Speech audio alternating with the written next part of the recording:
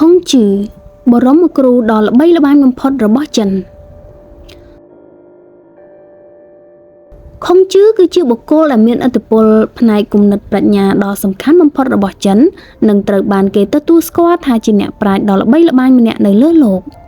ពេញមួយជីវិតរបស់ខ្លួនខុងជឺបានខិតខំប្រឹងប្រែងទូន្មានព្រាមប្រដៅ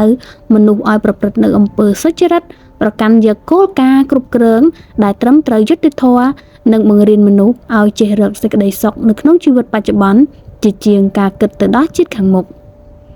ដំបូងមានរបស់ខុងជឺគឺជាពុទ្ធិផ្នែកទស្សនវិជ្ជា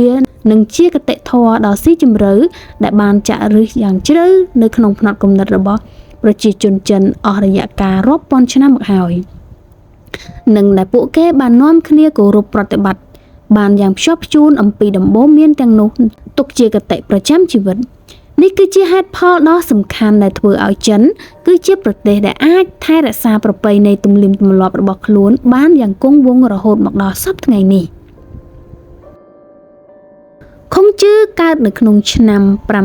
551មុនគ្រិស្តសករាជនៅក្នុងនគរលូបច្ចុប្បន្នគឺតំបន់សានតុងកំព្រាឪពុកតាំងតែពីកុមារភាពហើយត្រូវរស់នៅជាមួយម្ដាយដែលប្រឈមមុខនឹងស្ថានភាពក្រីក្រលំបាកជាខ្លាំងប៉ុន្តែបើទោះបីជាយ៉ាងណាក៏ដោយម្ដាយរបស់ខុងជឺនៅតែខិតខំជំរុញកូនឲ្យចូលរៀនរហូតទាល់តែមានចំណេះយ៉ាងខ្ពង់ខ្ពស់បំផុតខុងជឺគឺជាមនុស្សដែលស្រឡាញ់ការសិក្សាជាខ្លាំងហេតុនេះហើយទើបគាត់ខំស្វែងរករៀនសូត្រមុខវិជ្ជាសពគ្រប់បែបយ៉ាងរួមទាំងក្បួនពិធីសាស្ត្រពិធីសាសនាចម្រៀងកំណាព្យនិងក្បួនតម្រាផ្សេងៗដែលមានមកតាំងពីសម័យបុរាណដោយសារតែភាពឆ្លៀសវៃនេះធ្វើឲ្យខុងជឺមានឈ្មោះល្បីល្បាញថាជាអ្នកដែលប្រកបទៅដោយចំណេះដឹងសពគ្រប់បែបយ៉ាងសុខសាយគ្រប់ទិសទីតាំងតែពីអាយុមិនទាន់បាន20ឆ្នាំនៅឡើយយើងមកដឹងអំពីការបង្កើតសាលាឯកជនមុនគេបង្អស់ពេលដែលលោកមានវ័យ30ឆ្នាំខុងជឺបានបង្កើតសាលាឯកជនមួយកន្លែងដែលជាសាលាឯកជនដំបូងគេបង្អស់នៃប្រទេសចិនការបង្រៀនរបស់ខុងជឺបានផ្លាស់ប្ដូររូបភាពការសិក្សាដែលខុសស្រឡះអំពីមុនធ្វើឲ្យប្រជាជនចិនភ្ញាក់រលឹកនាំគ្នាយកចិត្តទុកដាក់នឹងការសិក្សាព្រមទាំងវប្បធម៌ជាខ្លាំងខុងជឺបានប្រើវិធីសាស្ត្រដ៏សាមញ្ញនៅក្នុងការទទួលសិស្សឲ្យចូលរៀនដោយគ្រាន់តែជូនរបស់បន្តិចបន្តួចសម្រាប់ថ្លៃសិក្សាប៉ុណ្ណោះក៏គ្រប់គ្រាន់ហើយ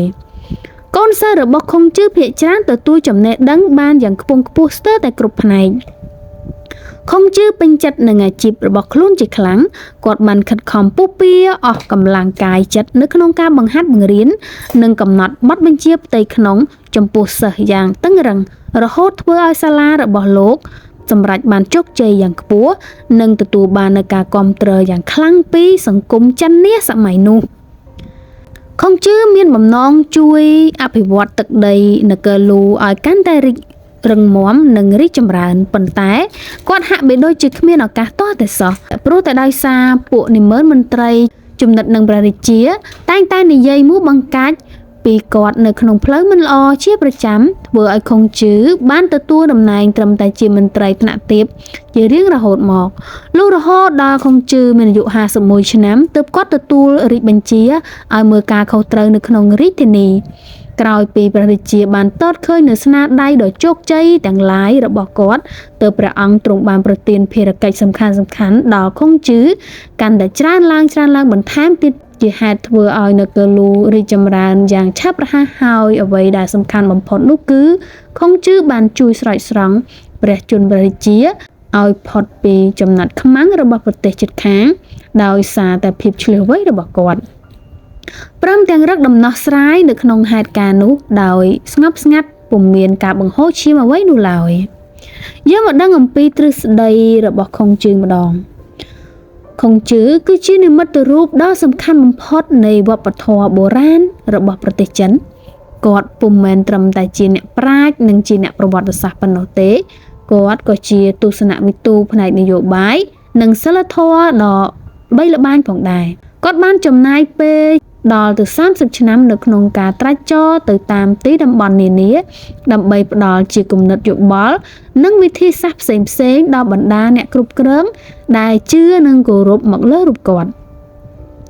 ក្រោយមកនៅពេលដែលគាត់ទទួលអនិច្ចកម្មទៅទ្រឹស្ដីបង្រៀននៅតាមសាលារៀននានាដែលគាត់បានបង្កើតឡើងមកនោះគឺជាអាវុធខាងគំនិតប្រាជ្ញាដើម្បីត្រួសត្រាយទ្រើទ្រង់ដល់របបគ្រប់គ្រងបែបសក្តិភូមិអស់រយៈកាលរាប់ពាន់ឆ្នាំមកហើយទើបបានคล้ายទៅជាទ្រឹស្ដីខុងជឺដែលមានឥទ្ធិពលយ៉ាងខ្លាំងដល់របបគ្រប់គ្រងរបស់ចិនបណ្ដាសិស្សទាំងឡាយបានយកទ្រឹស្ដីរបស់ខុងជឺ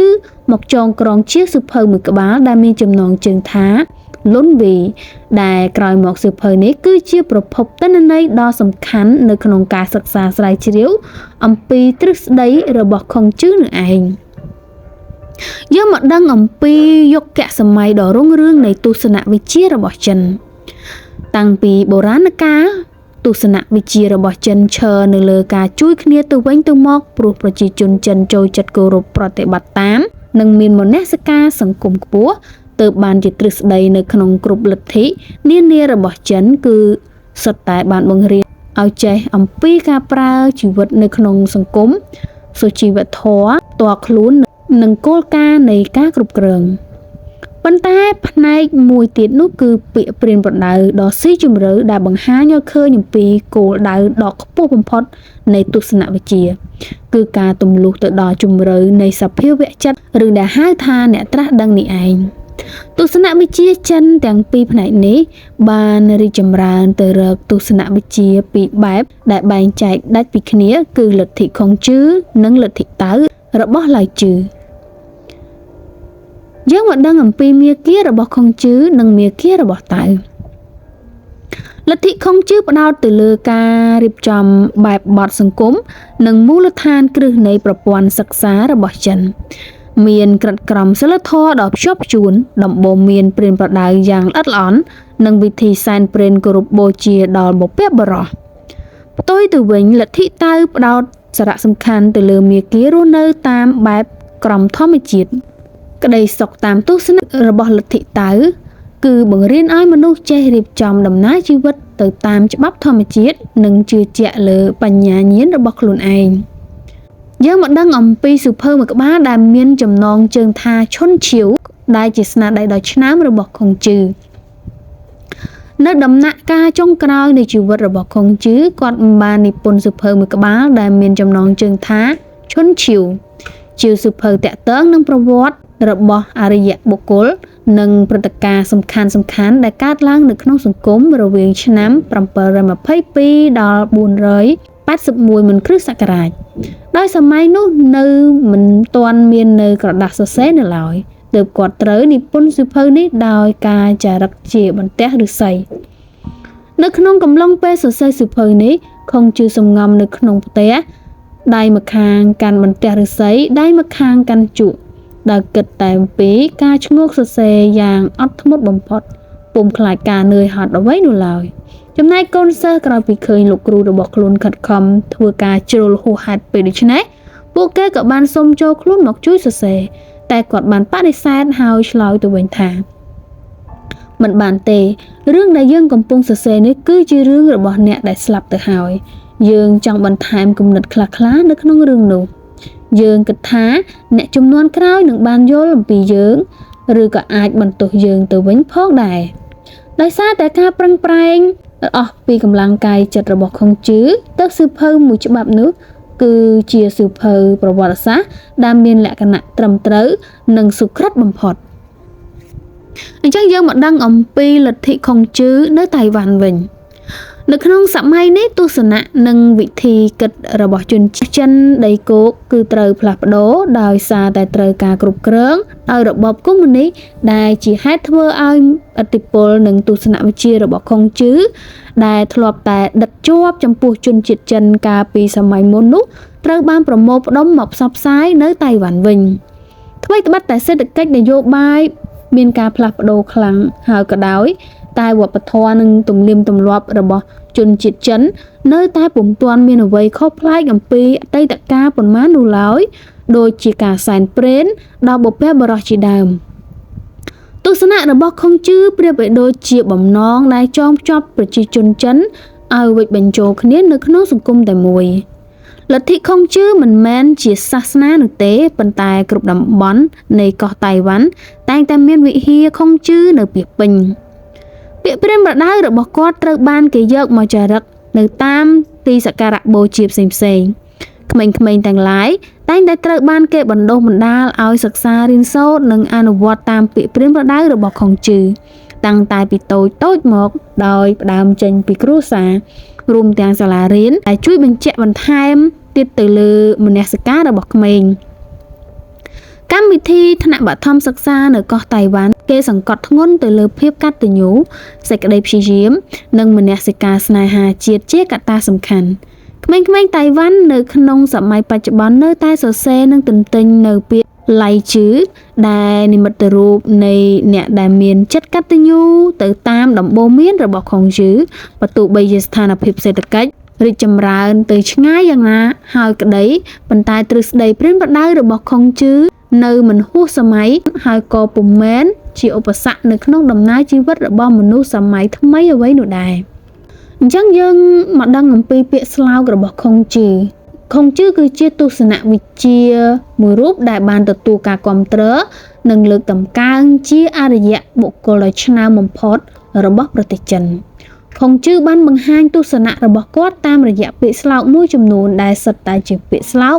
ដែលមានអត្ថន័យនិងមានលក្ខណៈអប់រំដ៏ជ្រាលជ្រៅបំផុតដូចជាគ្រាន់តែឮខ្ញុំនឹងភ្លេចបើបានឃើញខ្ញុំនឹងចាំ